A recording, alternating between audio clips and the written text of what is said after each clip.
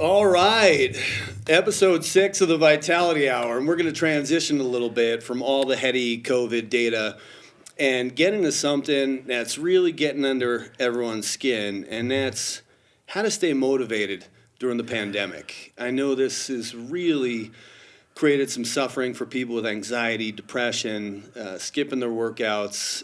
People are getting addicted to tech. Kids are not in school.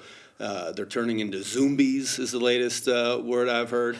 And I needed to bring in the heavy hitter of motivation, the man who has done his reps in the world of athletics, in his personal life, in the people and clients he takes care of every day through physical movement and spiritual and emotional uplifting. And that is Sir Stephen Hess. Welcome. Oh my gosh, loving the introduction. Thank you so much for having me on the show. Incredibly blessed to be here. And before we even go any further, I'm sitting here with Eric and his unbelievable son, Phoenix, who's put this all together, while my wife is in the room, and I'm saying, we got blessings all around us. We've created this family unity and this closeness in this room where this podcast is coming from the heart because we actually care. So just so incredibly excited to be here. Thank you for this wonderful opportunity. Wow. So I have to tell the world, when I'm in your presence, it's truly, I want to drop and do push-ups. I just get fired up. And I have to tell you that it's overdue to bump into you again during these hard times. There's real data on loneliness driving Parkinson's disease. We've seen that the number one predictor of Parkinson's progression is loneliness. During the pandemic, that has gotten worse for Parkinson's patients, and we are extrapolating that data on loneliness is killing people during the pandemic. So, Steve, can you give us a little bit of your background and how you're getting people back in the game? Because you shared a story with me earlier about a woman who had 6 surgeries over 17 months and couldn't walk for 17 months. How are you not going to get depressed in that situation? How are we going to get her back in the game? How are we going to get our kids back in the game who are now addicted to Minecraft and YouTube and so on and so forth? So the question's an in-depth question with a simple answer. My concepts, again, are so ridiculously simplistic because I think we overcomplicate matters. And here's how I envision life.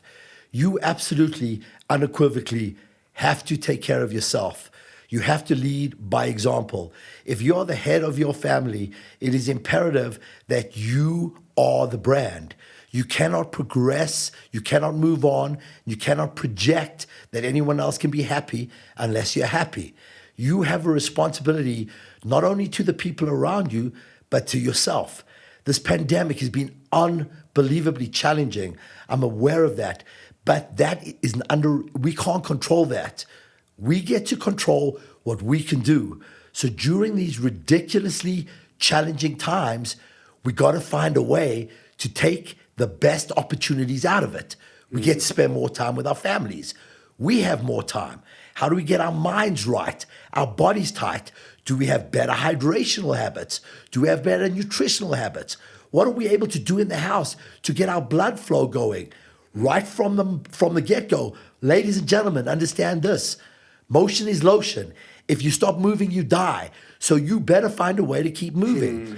Now, what you got to do is, this is a challenge. What happens from challenges? We evolve. We become better, stronger people because we learn from it and we don't revert to our bad habits. So when you say this individual who's had these surgeries and what do you do in this specific times? Incredibly hard because when you don't initially have contact, and I can't have hands-on, I can't intrinsically see what's going wrong or right. We got to do it through Zoom. Is it the best thing? Hell no, it's the worst, but you find a way. So how is it that this unbelievable individual, through the pandemic, we were able to get her moved smartly? Nutrition was improved, hydration was improved. She saw great results. And once we were able to reconvene, took it to the next level. Here's what we did. I looked in with myself.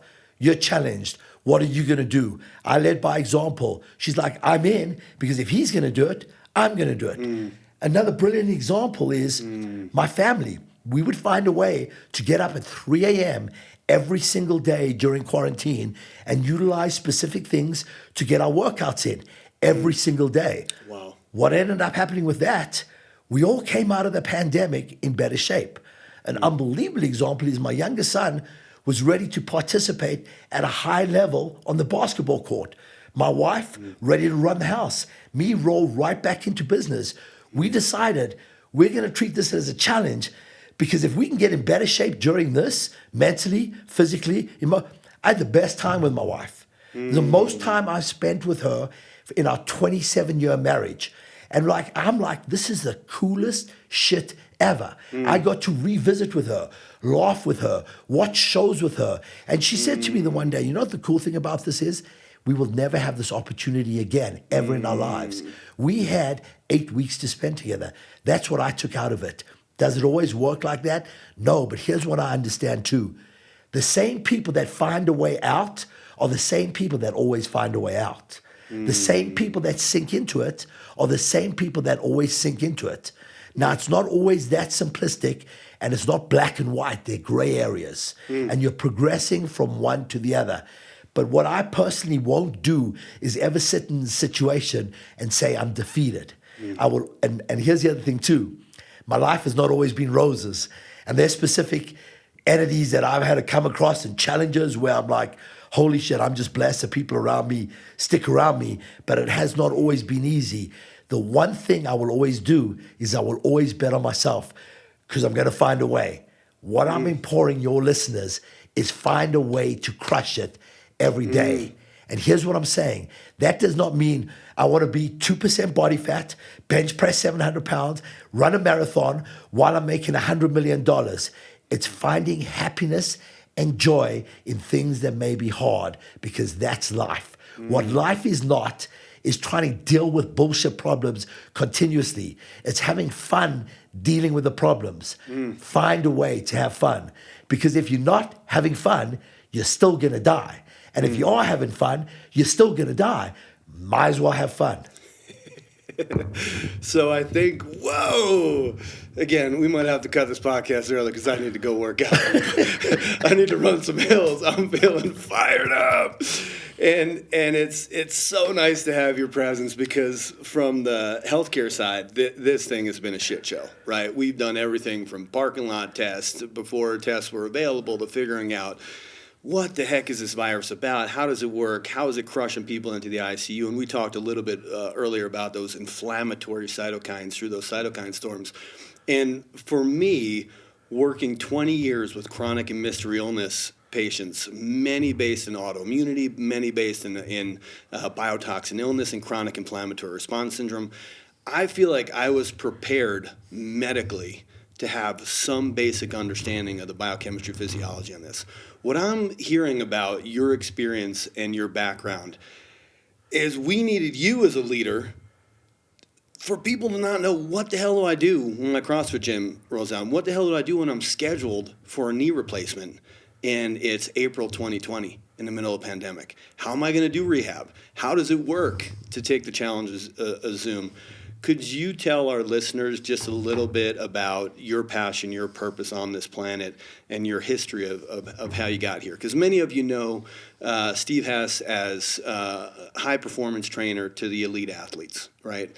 But what I've seen is you train Jamal Murray and Joker the same way you would an old lady who walks in for her hip replacement. Same passion, same purpose. Maybe different game, maybe different goals.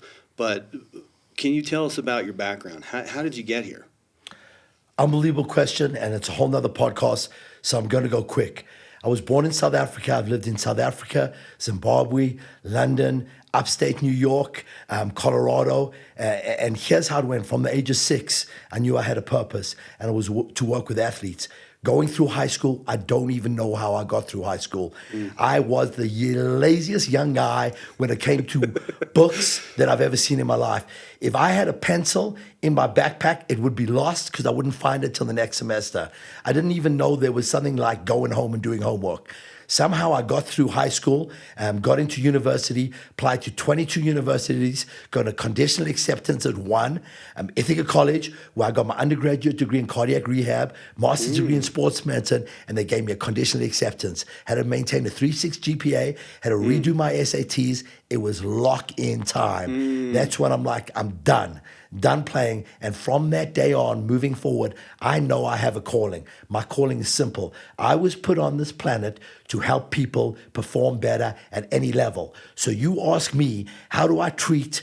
No one's an old lady, no one's an old man. I have a young man who's 65 years old, 3 back surgeries, took us 2 years to get him to walk. Here's the crazy thing. If I screw up in one workout, he's done for 4 weeks. My athletes, I screw them up daily. I can throw them out of building. Their compensation patterns are locked in. They easy to trade. My guy, you want to talk about spending 3 weeks of getting more flexion in the big toe?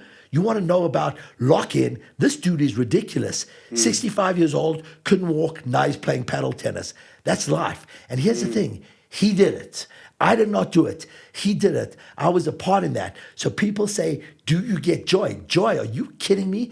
I'm a part in someone's progression where I help them to look at life differently. That's my calling in life. Now I look at you and you're like, dude, this is so energized. I'm like, you come up with my supplement line. You come up with my CBD line. I trust your eat dark chocolate. You telling me this because it's going to increase your dopamine response as opposed to caffeine. 4 days ago, I'm telling my wife, holy shit, if I have another cup of coffee, I'm going to explode because I'm jacked 24/7. But here's what drives you. I don't need to know. I know. You give a shit. You care. So the premise of everything I do, we're driving here, and my wife says to me, the cool thing about you, you think through every process. I have an exact why on every single thing I'm going to do in life. And when I have the ability to work with someone, I thank my God that I have this ability for them to entrust me. It is my responsibility to do whatever I can to help that individual. That drives me daily. That's why I can get up at 4:30 in the morning and keep going till 8, 9 o'clock at night, because I have a purpose. So through this whole issue of motivation, everyone has to understand their purpose. And you were put on this planet for a reason. We are the most extraordinary machines on the planet. We're all special, unrepeatable. We have an exact opportunity to impart greatness on others. So generally, how do you get through? Care less about yourself and more about others. If you're looking for intrinsic happiness, watch and see the look on someone's face when you help them. See how that benefits you. So when this guy says to me, thank you so much for all you've done, I'm like, are you kidding me? What you've done to help me will never replicate close to what I've done. My son goes through ACL surgery, medial condyle deficit, both meniscus torn. He plays again. He's, Dad, I couldn't have done it without you. I'm like, you're wrong. I could not have done this without you. I have now had the ability to spend a year of my life with one of the most important people in my life, 7 days a week for a minimum of 3 hours. Thank you. Now, is it all roses? Hell no. Yeah. There are days where I want to shoot myself. Yeah. I'm like looking down and I wake up every morning, 2 options. I'm getting worse or I'm getting better. And I grade myself every night. The last week, I've had 2s. My week sucked. I'm going to go, I know I'm not going to swear, sucked ass. And at the end of the week, it ended up being one of the best weeks ever because it created a knowingness within myself that I have specific relationships that are so unbelievably important, I will never lose them. A lesson out of the hardships of the things we do. We're all looking for easy. I'm saying no. Take hard, empower yourself to enjoy it. Amen. That is powerful. And you remind me of my mom, who, oh, bless her heart, she's no longer with us. And she used to say growing up, if you want to get rid of your own problems, go help someone with theirs. And I was dragged to visit shut-ins and dements and Meals on Wheels. We did all this stuff with her. And I would bitch and moan the whole way. And that set up a service-driven heart for me. I didn't realize what she was showing me. She was showing me joy. She was showing me, in German there's a word called Gemütlichkeit. It means the the power of community and camaraderie. And later in science, because I'm a man of God in science, I love seeing the data. This is called the Mother Teresa effect in literature. And it's literally the parts of the brain that make you feel fulfilled and satiated and full light up when you're helping someone, when you're getting out of yourself. But I personally struggle with how not to become the martyr now. Now, it's all about patience. It's all about family. How do I fit in self-care and taking care of others? Because when I rode with the ambulance, they said a dead EMT helps nobody. You have to let the police clear the gunshot scene and then go in and help someone, if you want to help someone again tomorrow, right? So help yourself while you're helping others. Or they say mom's got to put the oxygen mask on her mouth first before she puts it on the kids, or else she's got hypoxia and dies as the plane's going down, right? How do you fit in service for others and your own workouts and your mental time, your spiritual time? So firstly, here's the most amazing thing. At the beginning of the podcast, we said the most important person in this journey is yourself. Mm-hmm. You have to love yourself, mm-hmm. and you have to take care of yourself. Otherwise, you're no good to anyone. So how do I personally take care of myself? I eat 8 to 10 times a day. My meals are pre-measured, and I cycle my macronutrients. Mm-hmm. My wife does all of that. I could not do it without her. Mm-hmm. She's locked into the system. My macros are through vegetables and supplementation. I drink 3 liters of water a day. I don't miss workouts. 2 days ago, and now I have certain things, and again, everything we talk about on this podcast is authentically from my heart of how I feel. So I use specific Blue Sky supplements, which is a CBD, which help me at times. Does it override my system? No. Is it the be-all or the end-all? That's not what I'm saying. I use caffeine sometimes to help me through specific issues. These are choices I've made, because if I cannot function the way I want to function, I'm no good to anyone. So now I sacrifice a lot. And there are times I'm working out at 11 o'clock at night, knowing I have to be up at 4 o'clock in the morning. What do I sacrifice? To me, they're not sacrifices. I don't drink alcohol. I don't go out.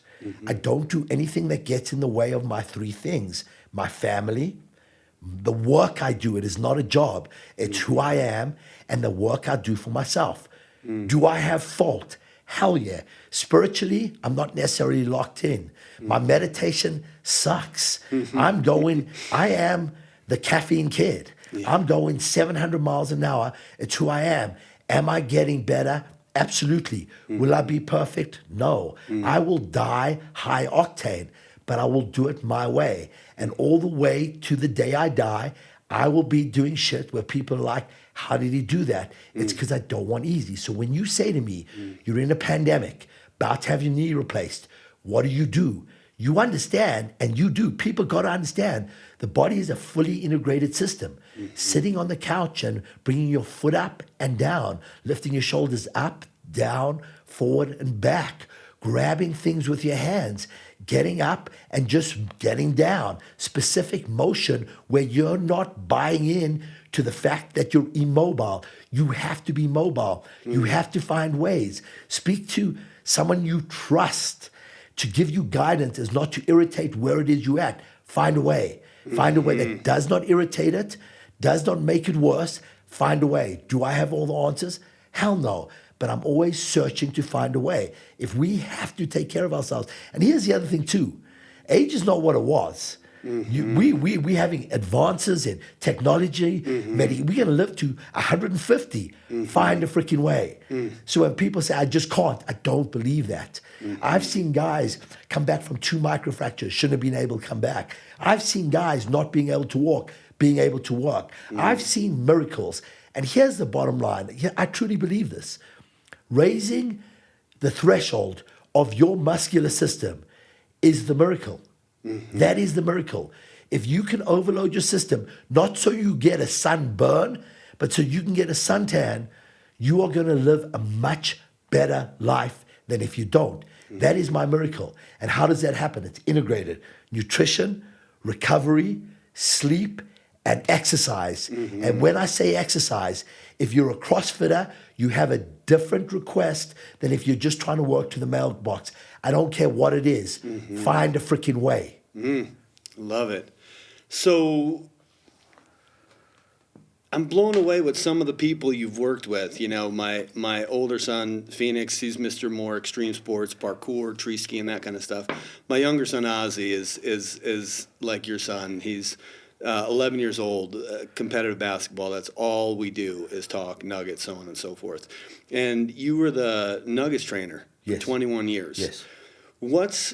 How did you get there? And I'm curious are humans just humans? Is Mr. Smith, who just got his hip replaced, struggling with the same motivational issues that an elite athlete is? Is there differences to how you approach different people in the game, even though you give a shit about everybody? So you got to 100%. Every single we're all an exact correlation of someone else. So I was with the Nuggets 21 years. Incredibly blessed to end up being director of performance. Unbelievably blessed that I was never fired. Chose to stay involved, but do other things, which I just love. But here's the thing.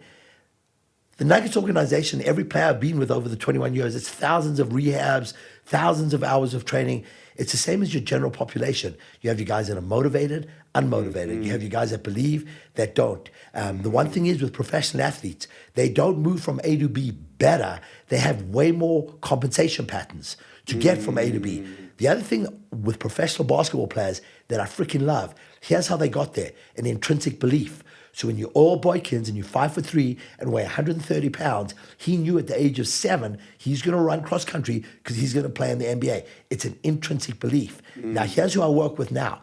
Everybody, professional soccer, football, MMA, baseball, basketball, and your CEOs, CPOs, COOs, and the broader spectrum. And here's what I find. Every single person is striving for success in everything they do. If you show them the tools and they are motivated, they are going to find a way. Are they similar? Absolutely. And everyone thinks it's better on the other side. It's not. Same issues, same problems. Your wife's still on your back. Kids are still on. Dog's still eating shit. You still poop the same way. It doesn't magically change. And here's what I wish. And this is a Jim Carrey quote that I'm going to screw up. I wish everyone like Jim Carrey could be rich, famous, have everything they want, and they will intrinsically know it's not all it's cut out to be. If you're intrinsically happy, you're happy. If you're always extrinsically motivated, you're always searching. Look within yourself, find happiness. And what I'm saying is, I don't care what it is you want to do. It's achievable. But on your journey, you better find happiness because when you reach it, you're going to be like, holy shit, is this it? Do you know how many basketball players I've seen make it to the NBA and then screw around? And I'm like, my dude, you spent 8 years, gave up your whole life to get here. Now you're screwing around. Are you freaking nuts? And here's why. It got harder. They couldn't handle it.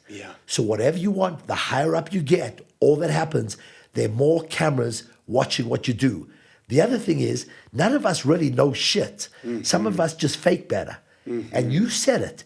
The more you do it, the more experience you get, as long as you're in an evolutionary process where you keep upgrading your mind and your body, you become better and better and better with age. But you have to be healthy and you have to be happy. Yeah, I remember going to Bastyr University to the quote-unquote Harvard of Natural Medicine. This is the mecca in the Pacific Northwest where integrated medicine happens. And I grinded to clean up party captain grades for my first couple of years at CU and then did my pre-med. And for me, of everything you said, it was all, what's my sense of purpose? And I knew I always wanted to help people. But it got clear I wanted to help people through understanding the human condition, through biochemistry, physiology, psychology, et cetera, et cetera. But when I got to Bastyr, I was like, oh my gosh, there's a lot of smart people in the world. And I realized, wow, there are brilliant, highly intelligent people. And I was just kind of a blue-collar kid with white-collar opportunities. The difference was I was not willing to give up. I was going to figure out how to understand the human condition, how to deal with something. And I think you hear this all the time. Someone gets to the UFC, someone gets to the NBA, and then they hit their glory. And you have to say, why are you here? Are you here to help the Nuggets win? Are you here? And when we're dealing with some of the aging issues you talked about, a hip replacement today relative to a hip replacement 10 years ago, these are apples and oranges. People are getting limbs that can easily take them to 100, 120 years. But the people who I see actually accessing them have a reason for doing that rehab. There's something intrinsically. Maybe they want to help a son out with getting into school for basketball. Maybe they want to help their daughter out during the pandemic and watch some crazy ADD 5-year-old kid who's bouncing off the walls. So when you're working with people, how do you elucidate? Because what comes up for me is teenagers and young 20s. Right? When we're doing biochemistry, when I'm trying to clean up inflammatory foods in their diet, when I'm trying to teach them about macros, and we're trying to get a targeted, specific supplementation program going for them off their blood, right? They're telling me what to tell them through the data. Compliance always has to be put into what's important for them, right? Like I had a 16-year-old, she actually had a walking pneumonia, didn't know it. So she has consolidation in her lungs, and she's trying to PR in the swimming pool. And she literally can't do oxygen exchange well because her lungs are consolidated. So appropriate use of an antibiotic in that situation. But everything we were doing to clean up her gut, clean up inflammation, had to be put in, we're doing this so you get better times in the pool, right? Her mom wants it just so her daughter's healthy. But for her, it had to be put in her terms, right? For other people, it's like, we're going off those inflammatory foods because you really don't like acne, right? And acne doesn't feel good for your interface as a sophomore in high school, right? What do you see people want in this world? How do you source what they want? How do you source purpose in somebody? Yours is clear, but how do you go find that in someone else? You just illustrated exactly what I do. So you don't follow a protocol. You look at the specifics of an individual, and then you lock in what's going to motivate them to get better. So if it's a lung capacity and antibiotics help, you have an unbelievable knowledge of what antibiotic and the why behind it, and then you have accountability of if it works or if it doesn't work. But you have an exact set point. You're not just pulling in, well, I think. It's your exact why. I have an exact why with every single individual I work with. So I have a high school kid, a big-time draft guy, tears his ACL, lateral collateral, literally with a week left in the season, hasn't been recruited yet. And this is my guy. I've known my guy since he was 6 years old. So I'm in the PT office with him, and I know what's happened, and I lose my shit. This is my dude, 100%. And they're trying to calm me, and I'm like, don't calm me. These are natural emotions that I'm going to find a why to help this young man's purpose. And it's different than someone else's purpose. So every person I deal with, I find a way that's going to help them understand what motivates them. I'm not necessarily going to try motivate them. So I'm intrinsically going to search what it is, what do you want out of life? And I promise you, I'm going to find a way to get you there. So I had another individual. Took us 3 years before he could push a sled. But I promised him, keep rolling, you will be able to push a sled. You know what he said to me after he pushed the sled? Holy shit, that took a long time. 3 freaking years to push a sled. That's a fair response. But I'm telling you right now, and now the cat's uncontrollable. Yeah. Now he'll come back and say, I'm a little pissed off, I'm a little sore. I'm like, stop. We know from where you've come, we know from where you're going, but now he won't stop because he's motivated into the belief of I can. So I don't care if it's acne, if it's I want a big chest, and I'm going to find a way to systematize a big chest so everything else looks amazing so you can have a better life. And why? Just because you can. I don't care if someone wants to come and study with me. I'm going to make you better than me. in every aspect. So you're way better than me in every aspect. So you can do more than me. I don't believe in the concept of guru. I don't believe that, because that means you stop learning. I don't believe the field's ever going to stop. And all I understand is the more I know, the least I know. The more knowledge you get, the dumber I am. The more accountable I am, the more frustrated I am. All I do now is spend my nights, holy shit, how am I going to get this done tomorrow? But again, I have a direct purpose. What do I do just like you do? You have an intrinsic way to getting the blood work and saying, okay, this is where we're at. But I do the exact same thing. What is your purpose? I'm able to check everything I do, both objectively through specific mechanisms like biomechanical analysis, a lot of the things that I do, but I hold myself accountable. And here's the other thing too. I know if I need help. I do not do needling. I do not do blood work. I have a team of people that I intrinsically trust, and we work together with one objective. We're getting this person better. That's our role. Now, if you really don't want to get better and you want to work with me for the camaraderie and the fun, and then I'm not the guy. I'm not that person. Like, I love being energized and in creating energy and helping whoever wants to be helped.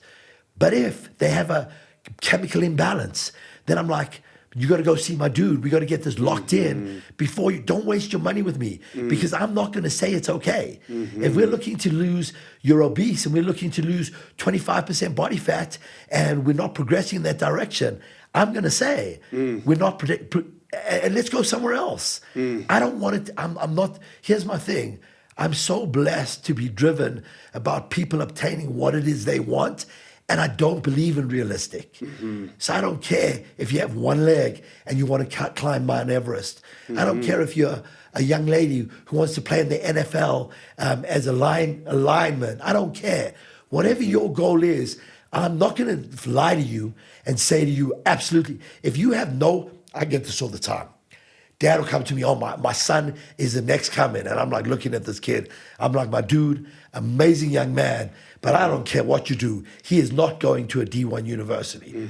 If he makes a varsity team, that would be unbelievable. Now, am I holding? It's just my perspective now. Right now, do things change? Yeah, but there's a realm of realism. I'm so optimistically based. I don't believe that holds true.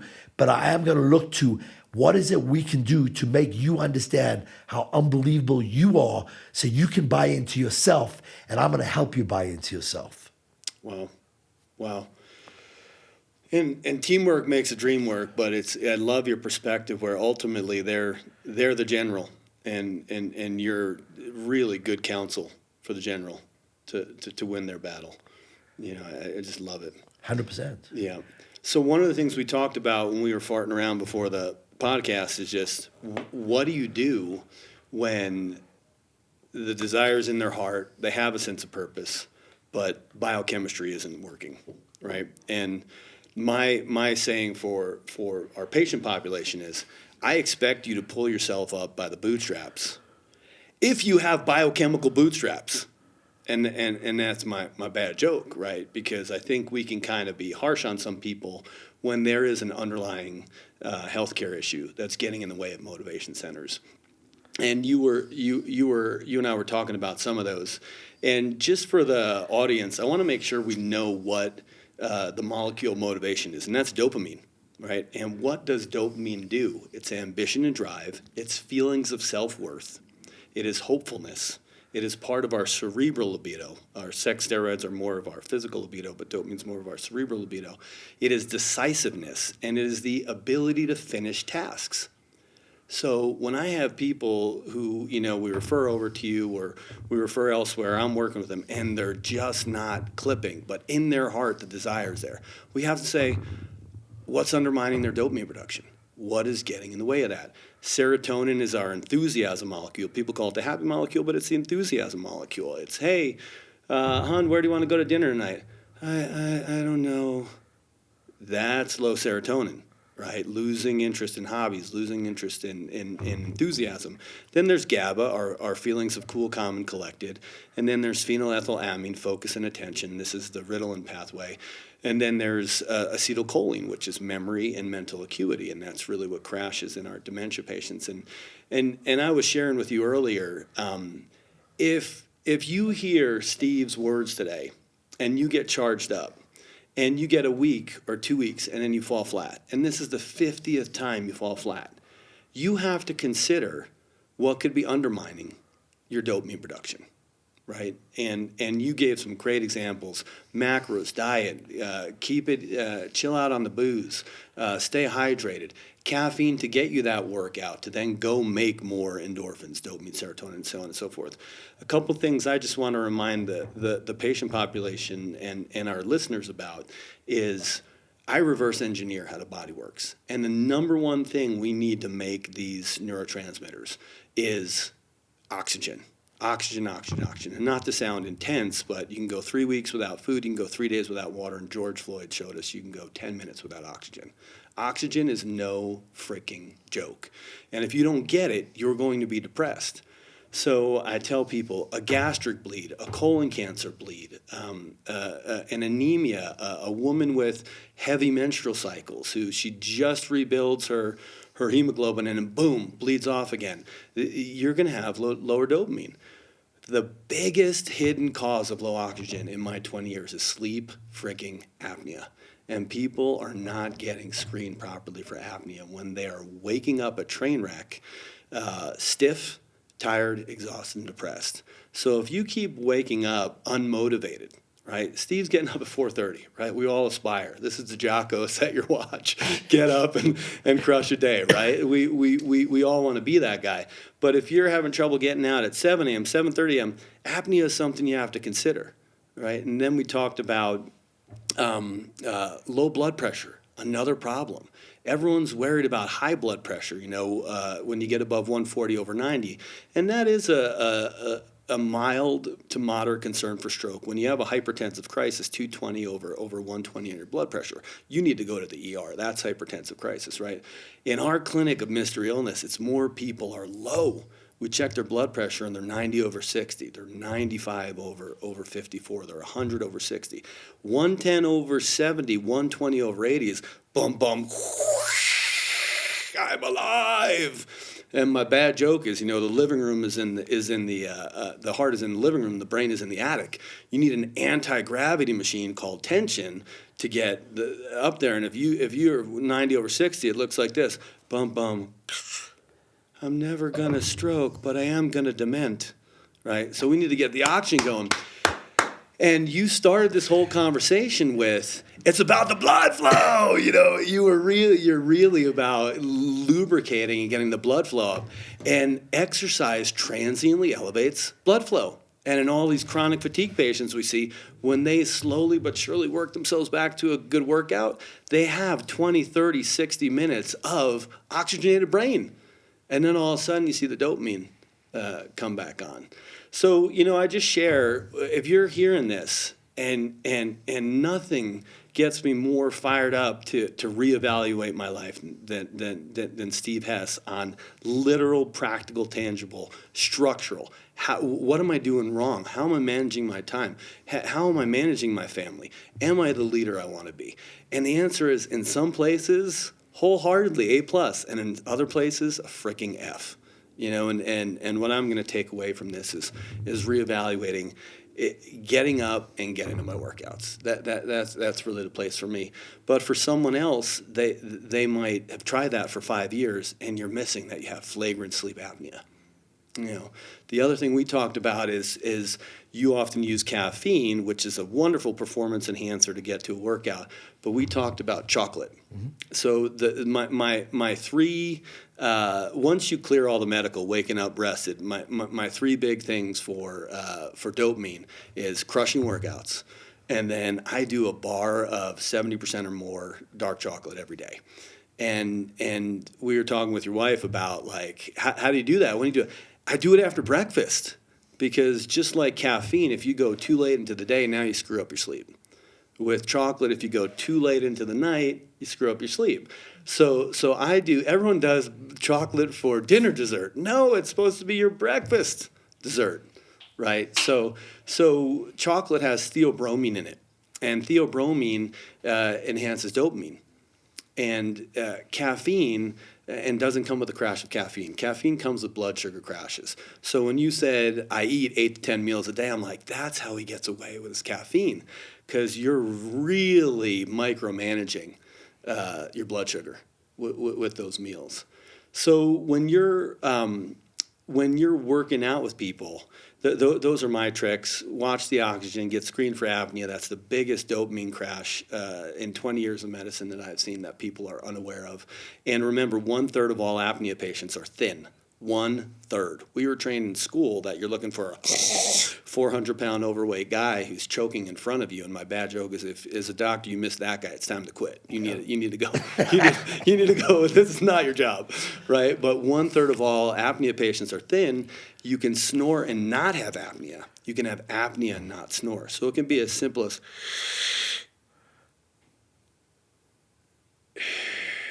right? But the hallmark of apnea is I wake hungover and I didn't have 6 shots of tequila, right? I didn't even party. I didn't just come back from Vegas and I wake up a train wreck. We have to consider, are you low blood sugar or are you low oxygen at night? You seem to have caffeine dialed in. How do you use caffeine relative to workouts and motivation? So again, firstly, you're talking about you got a lot of your life on lock. There are paths to improve. Me too. The one thing is, I got an energy turn-on switch where it doesn't matter how tired, I'm able to find a way, which isn't always good because it disguises initial issues.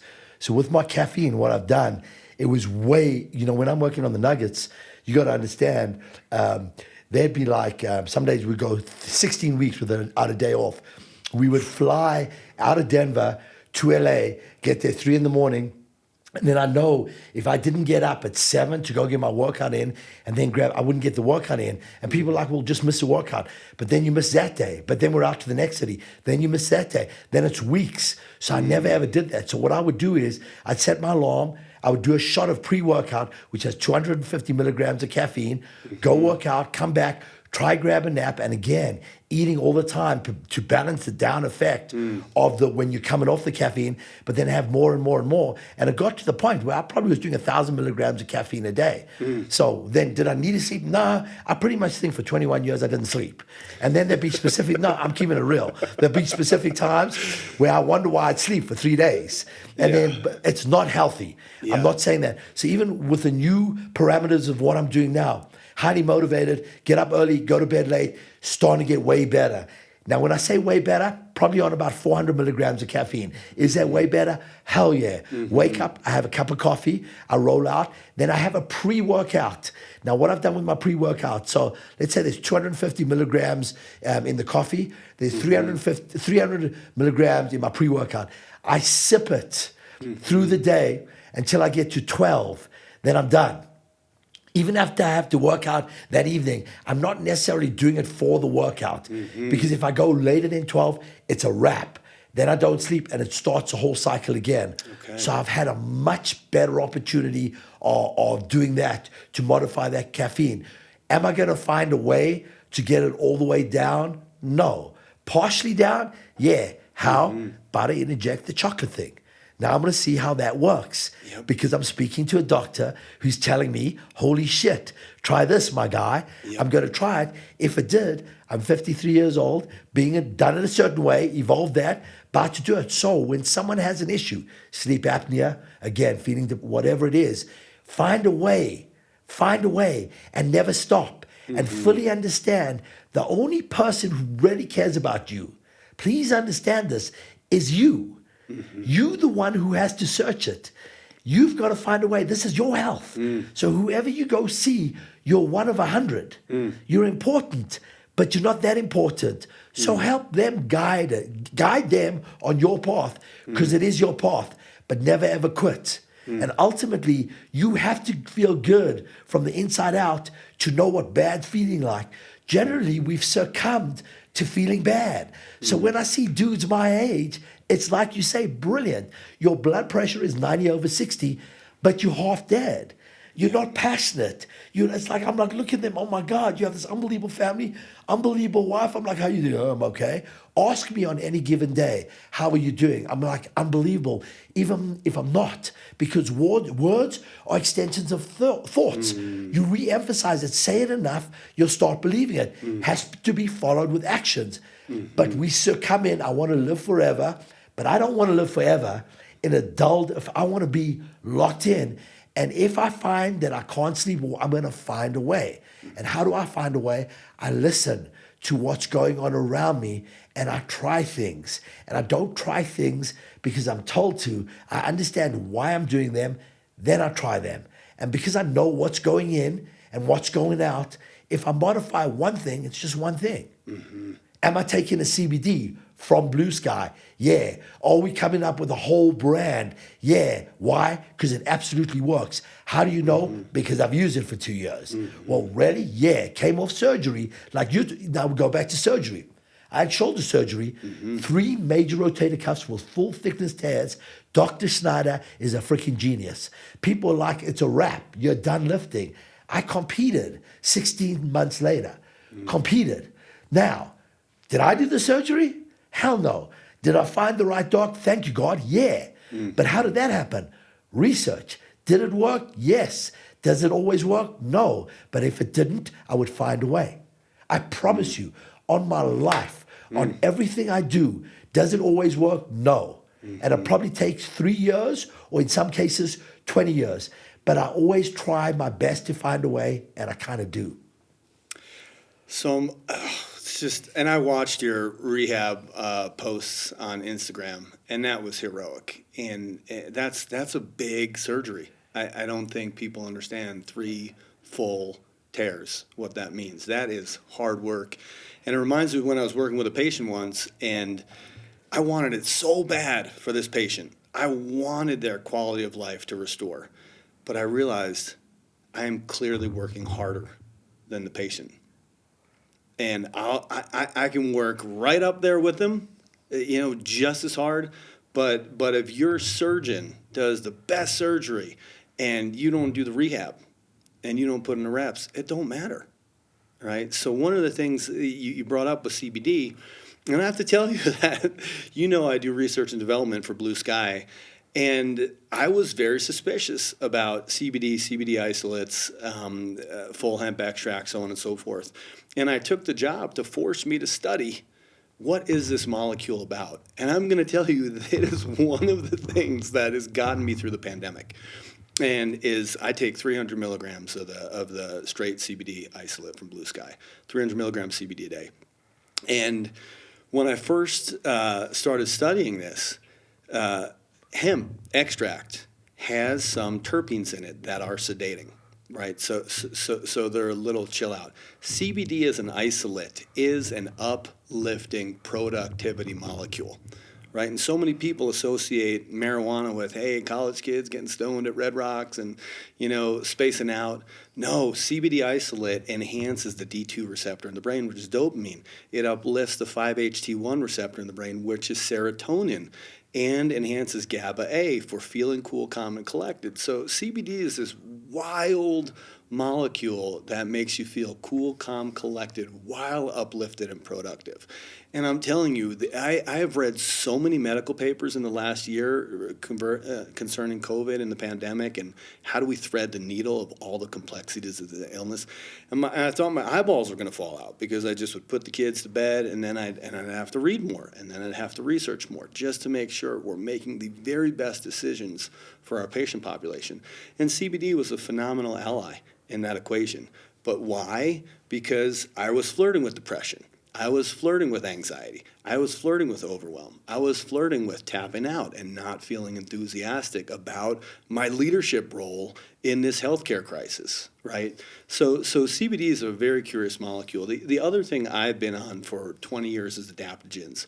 And these are the herbs that modify the hypothalamus pituitary adrenal axis. They really help keep that hypothalamus testicular axis, the hypothalamus ovarian axis, and the hypothalamus adrenal axis balanced right? And those are things like Siberian ginseng, ashwagandha, holy basil, cordyceps, pantothenic acid and vitamin C, B5 and C.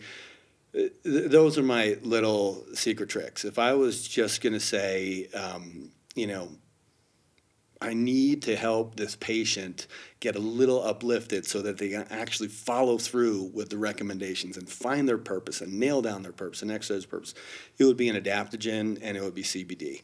But I tell people all the time, never at the risk of missing something major medical.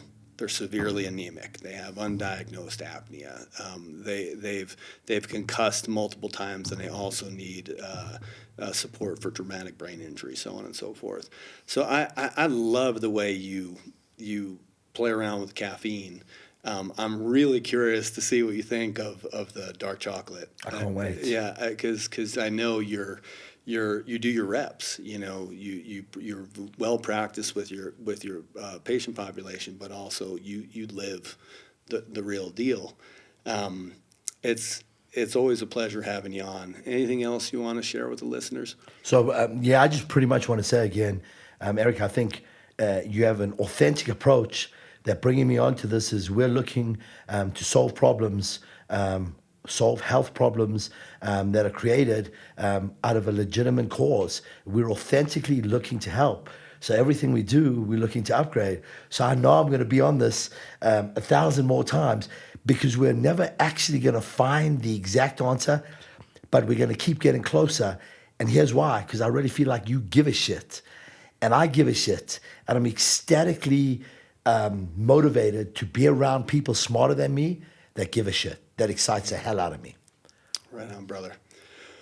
Well, we're going to have Steve back to talk a little bit more about injury prevention. And one of the things you talked about, and we'll get to that on the next podcast, is this preparation to performance program you do, because I am not smarter than you. I have my niches and you have your niches. And one of the things I got to do as I just had my most recent birthday is learn from you how to do preparation to perform, because I'm not 18 anymore. I love it. So I can't wait to talk to you in depth about it. All it is a mechanism we control. And people talk about warm-ups. Nothing we do is a warm-up. You see the freaking cheetah in the bush. He doesn't do a whole stretching routine. He stretches out his back, takes a big yawn. He's going at 700 miles an hour. Don't know how many cheetahs I've seen with torn ACLs. So what I'm saying is, now we're humans, a little bit different, but I really feel over the past 3 years I've come up with a system that we've devised across our entire programming, and we've had 40% less muscle tears within the system. Integrated it at the end of my tenure with the Nuggets. Had one season where there was zero. And now again, a lot of that's luck. And again, like you've got to be really careful about what you want to gain credit for, because then you got to look at the other side as well. But this is a pretty cool concept. So simplistic, people be like, get it. Awesome. And we want to leave this podcast telling you, if you guys are thinking, why are those homeboys hanging out without masks on? We actually did our rapid PCR test before the podcast, and I'm happy to say both of us are not toting COVID right now. Yes, sir. Good deal. We'll see you soon, gang.